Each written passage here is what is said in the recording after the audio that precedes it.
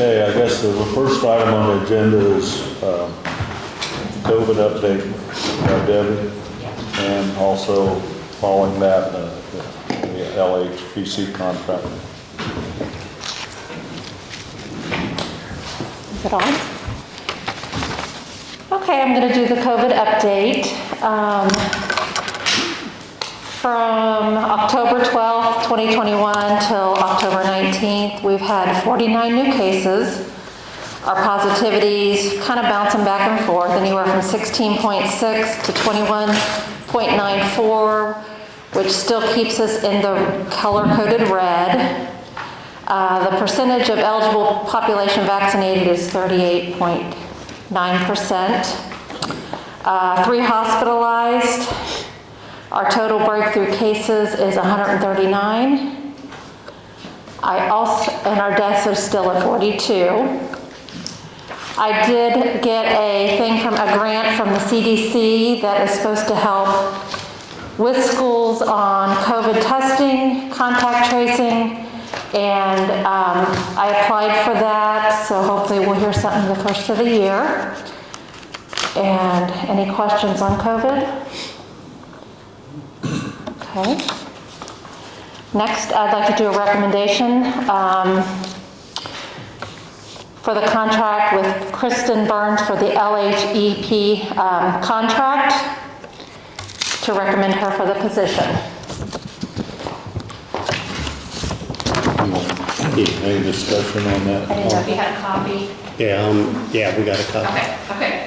Okay, I make a motion to appoint Kristen Burns as a LHPC for 2022, and well, from July really, from this year to June of 22. I'll second that motion.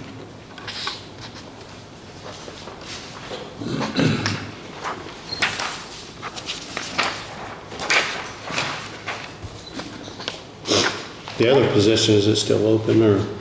The grant, I've had quite a few applications for it. We're narrowing down to a couple applicants. So hopefully we'll make sure that's filled soon. Okay. All right, thank you. Thanks, Debbie. Thanks. Commissioners, this is Sarah Duffy. Can I ask a question, Ms. Tibbetts, before she leaves? This is Sarah Duffy, the Franklin County Observer. The 139 breakthrough cases, do you know if those people received a booster shot, or what kind of vaccine they had to start with? I do not. Did they receive I get information from the state. All I know is the number of breakthrough cases. I don't know if which vaccine they were vaccinated with. Okay. And you know if they received a booster shot? That I'm not, I don't get that information. Okay, well, thank you for what you did provide. Okay, you're welcome. Okay, the one item that we need to talk about before we go on is Sheriff Cates came in with a quote to replace one of the boilers in the jail, so we'll let him tell us what he needs. Thank you, Commissioners. The jail currently has 4 boilers working at the facility. 2 of the boilers are set aside for heat. 2 of the boilers are set aside for hot water for all the inmates. As of last week, we had problems with one boiler, at which point that boiler is dedicated towards water. We were told that that boiler is not repairable and we need a new boiler. We have a redundancy plan at the Sheriff's Department, so you have 2. If one goes down, we have another one available. So we do have one boiler working for hot water right now, but we need a second to have that redundancy in place. Because if that other boiler goes down, then I have to evacuate the jail of all the inmates. So I gave you a proposal from Hurt and Elko on a replacement of a boiler, and according to them, it's to get the proposal to have it accepted, it takes about 6 weeks to get the supplies and everything ready to go. So it is kind of on a time issue. That's what I'm proposing here today, if we can get that other boiler. Sounds good. I'll make a motion to go ahead and accept Hurt and Alco's bid for a new boiler for what, $21,000? $21,200. $21,200. I'll second it. Thank you, gentlemen. Do we have a copy of that, Pete, the quote? Yeah, I do. Okay, Jerry's got a copy. Okay, thanks, Pete. Okay, thank you. Okay, the next on the list is capital asset change. That's,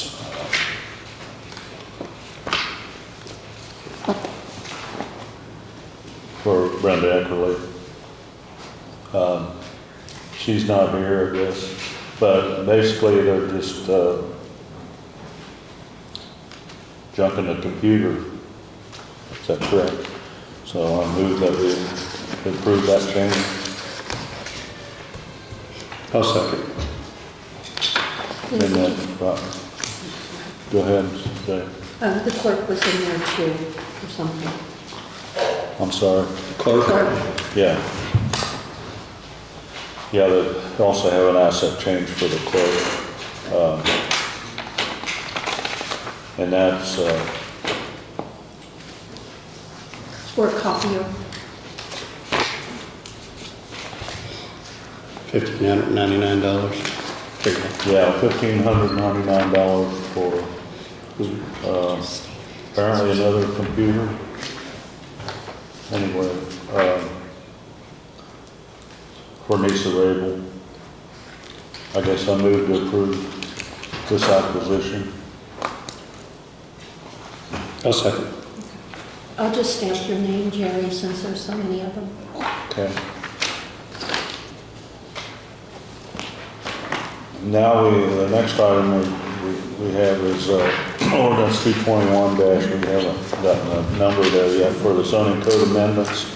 And Cindy's here to discuss that.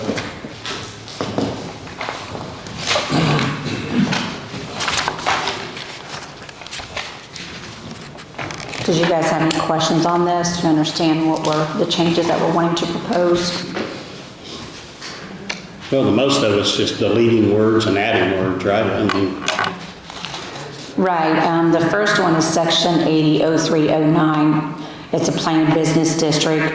Right now, there's the last sentence in there that states that any use requires a development plan to be approved by the Board of Zoning Appeals.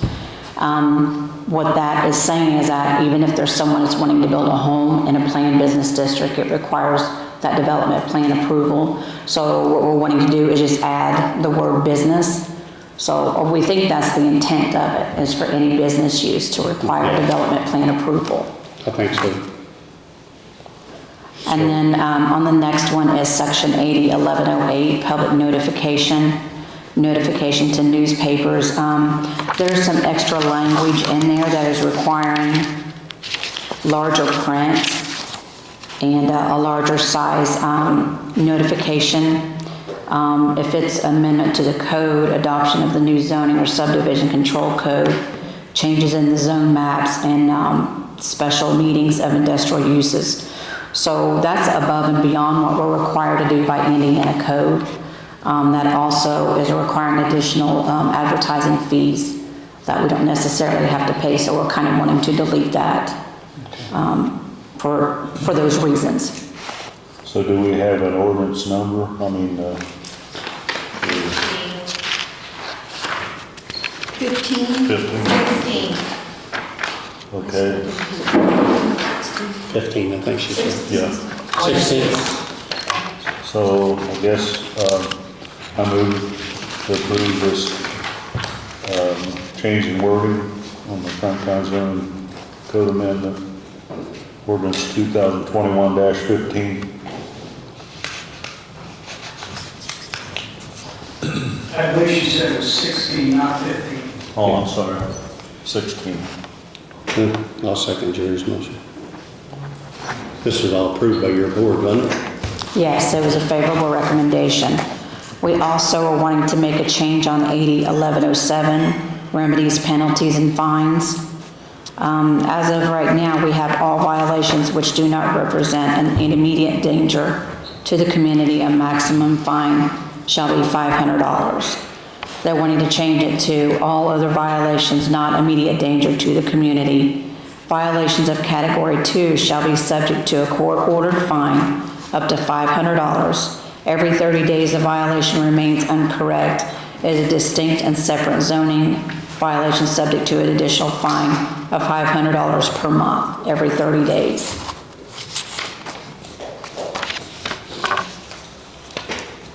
That's already in the ordinance that we just done, right? The part that's in there now is just the $500 one-time fine. Yeah. So they're wanting to make it every 30 days if that fine, the violation continues, it's an additional $500 per month.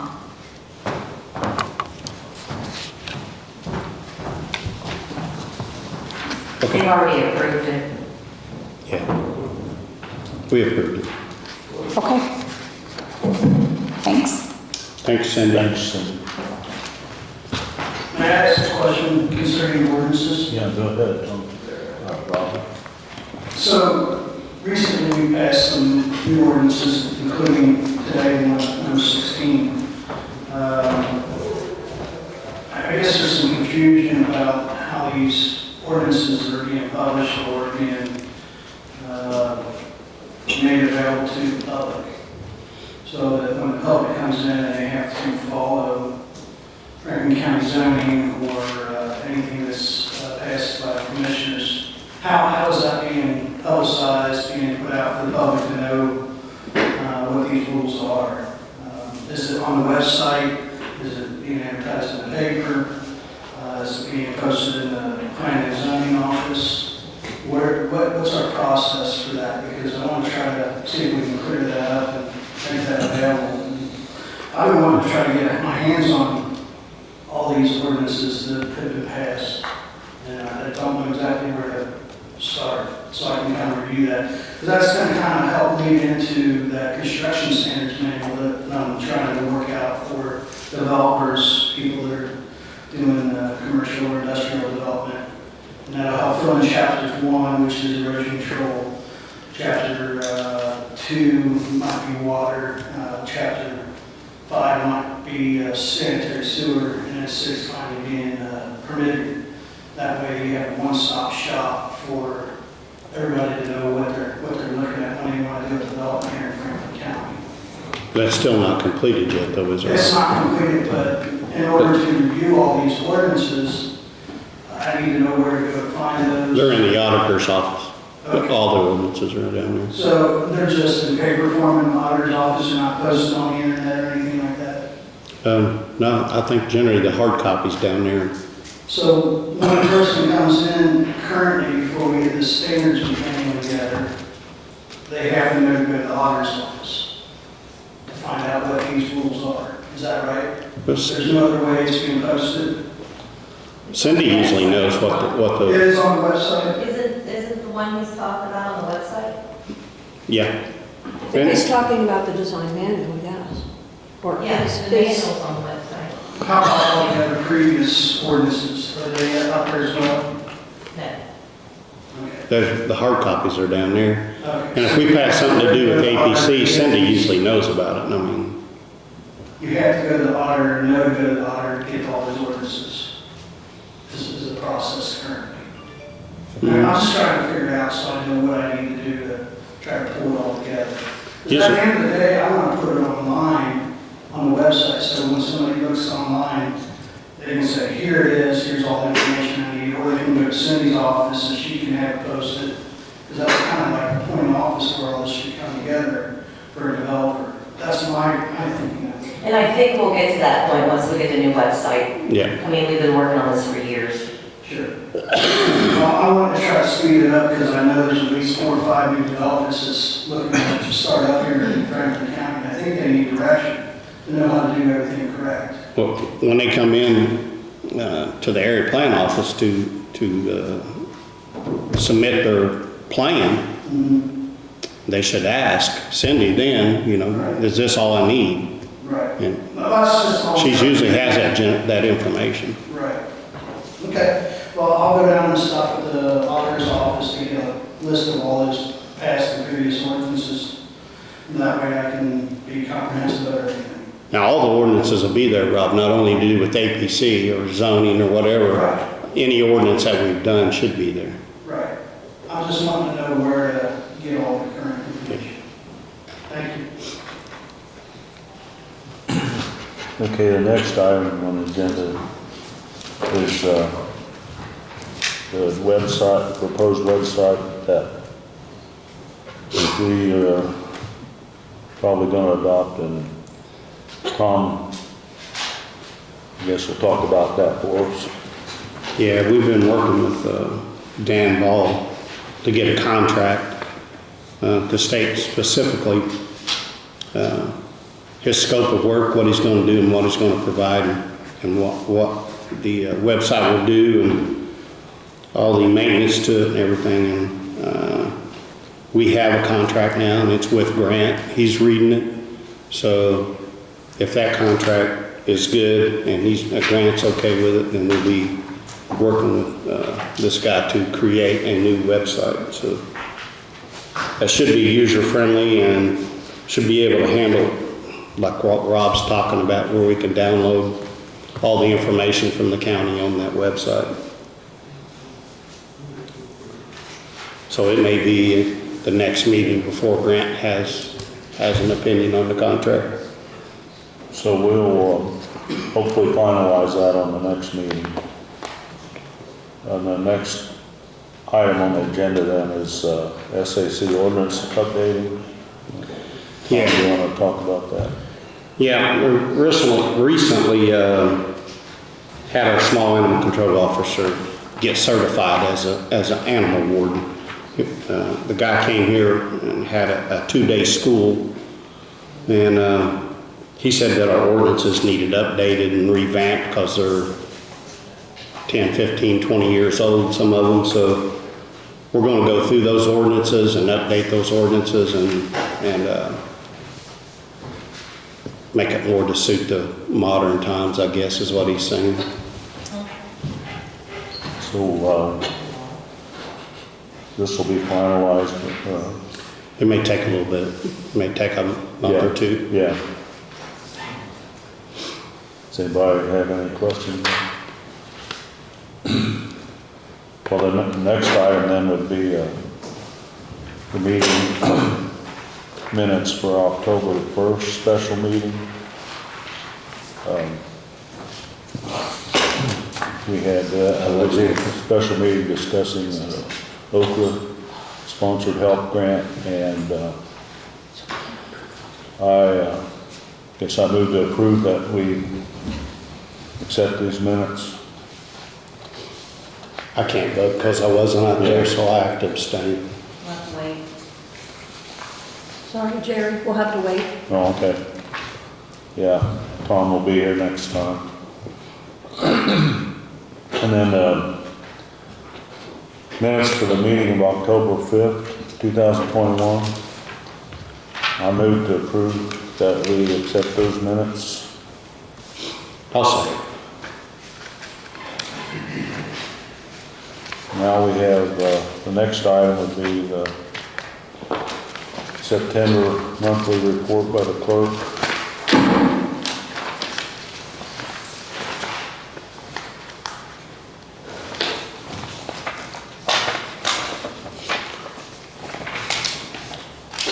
Okay, I'll make a motion that we accept the clerk's report for September.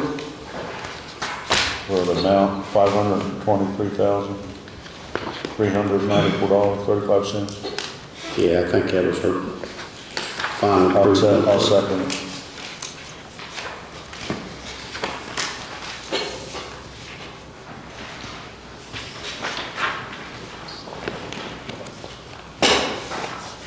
Next we have claims and payroll deductions.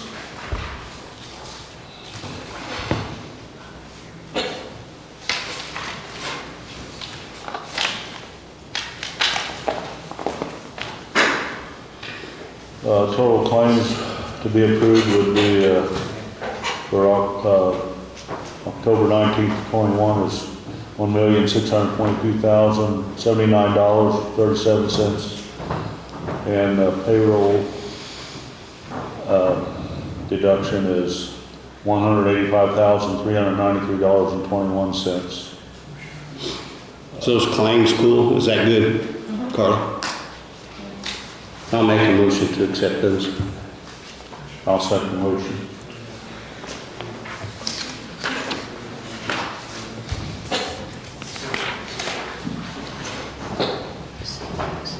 Yeah, you get it. It's over there by Jerry.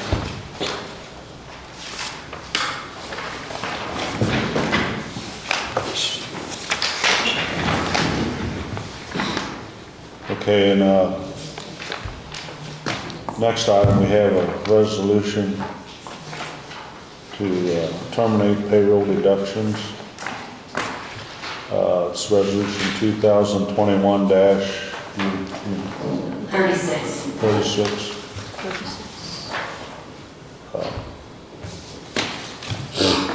It's not all payroll deductions, it's just for like Aflac and stuff It's that's the voluntary. voluntary stuff that's being a pain in the butt.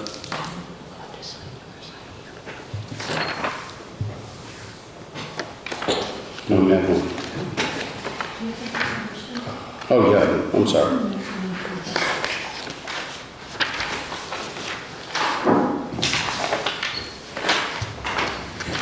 You're talking about payroll deduction? Okay, 36. 36. Okay, I'll go ahead and read it, if that's okay. No payroll deduction will be made from an employee paycheck unless authorized by the employee or required by law. Employees are required to report changes in family status, address, or other information that could affect the amount of deductions withheld. These include Social Security and income taxes, retirement system contributions, court-ordered child support, and any other deductions required by law. Payroll deductions for elective non-employer-sponsored benefits shall only be taken for the following programs, which are employees with existing Hoosier Start accounts as of January 1st, 2022, or deductions for voluntary dental and vision plans from the list of plans approved by the Franklin County Commissioners. All other elected benefits must be made between the employee and the benefit sponsor will not be under the county's administration. So I guess I'll move to approve. I'll second.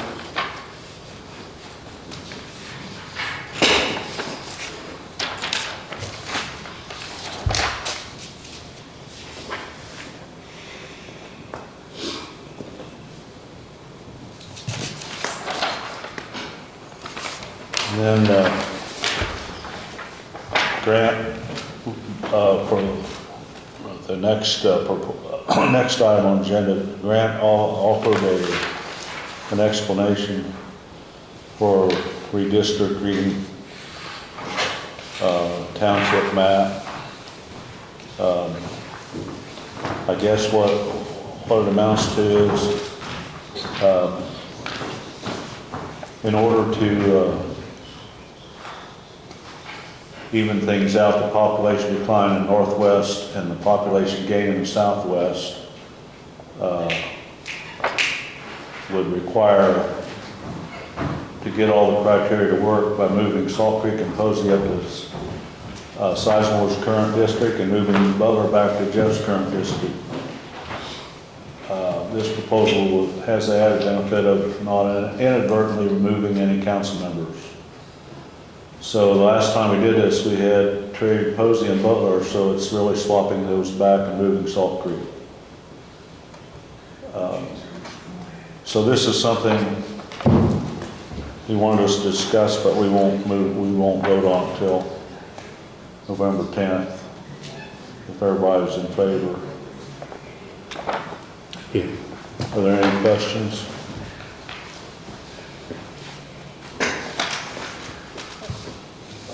I think that come down from the state. We got to do that. Yeah.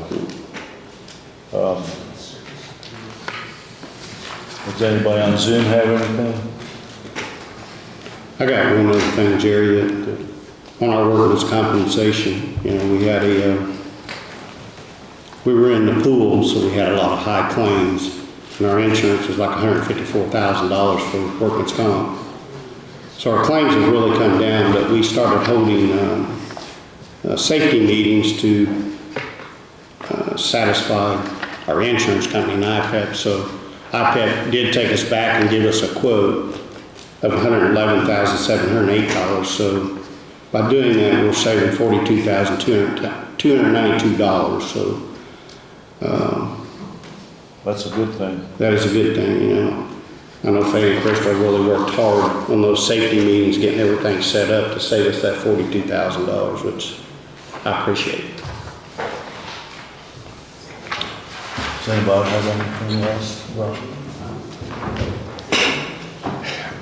Yes, my name's Robert Braun, and I live on Pipe Creek Road, and the section where the water keeps eroding the road and washing everything away and causing flooding conditions because the creek doesn't flow straight anymore. It makes a big S bend. And I would ask that you request the engineer to get permission to get in the creek and straighten it. That'll save some of my damage, but it will also keep the road from washing away, which it's done multiple times before. And that costs everybody money, so that's my request. Okay, well, have Larry look at it and see what. Yeah, that's been a big problem for a long time. I mean, we've replaced that road. No, that's dangerous, you know. It floods so bad there. I know it washes your barn out and actually killed some of your alpacas, didn't it? And, Yes. damage to your vehicles. So, yeah, I ain't got no problem asking Larry to file for a permit to see if we can repair that creek and to keep it from washing the road out. And that's the main issue because my stuff is personal. That's not, you know, Yeah. what I'm requesting would help everybody in the county so we don't have to pay for replacing the road all the time. Yeah, I agree with you, Bob. It needs to be done. Thank you. It may take a while to get a permit, but Back in August, when we had Indiana Department of Homeland Security, IDNR, whatever agencies were here, we had a meeting, and that was one of the sites that we visited that day. And I think Amy Lindsay, the neighbor, I can work with some of those folks, and I think she just told me yesterday that she might receive some grant money in regard to some of the damages that we had. So you might talk with her, and that could possibly help pay for some of this, unless you've got it pegged somewhere else. I don't know if you know about this yet. I just heard about it. But Yeah, I just talked to her yesterday, so this is just a thought, and I know there's permits that are involved that has to do that, but they're familiar with that site. They've been there. yeah, we still have to go through the process of applying. There was no indication that they would allow us in the channel. When we met out there at that meeting, they pretty much said Yeah, they wouldn't allow us to get in the channel. that's the reason we need to apply, see if we can, right? I mean, all I can do is say I'm no. not going to let you do it, I just know they won't. It takes about 18 months maybe to get them to even respond to your applications anymore. Yeah, We I can, understand. Go ahead. all we can do is try. I mean, they're not very conducive to let you get in, especially with a tracked vehicle. I don't know why a tracked vehicle makes a difference, but it does to them. So, They're also- as we can armor the bank, I guess. Yeah. They're also not willing to pay for any damages or personal property that gets destroyed either, so. Yeah. All right. Is there anything else anybody have? I'll make a motion to adjourn. I'll second the motion.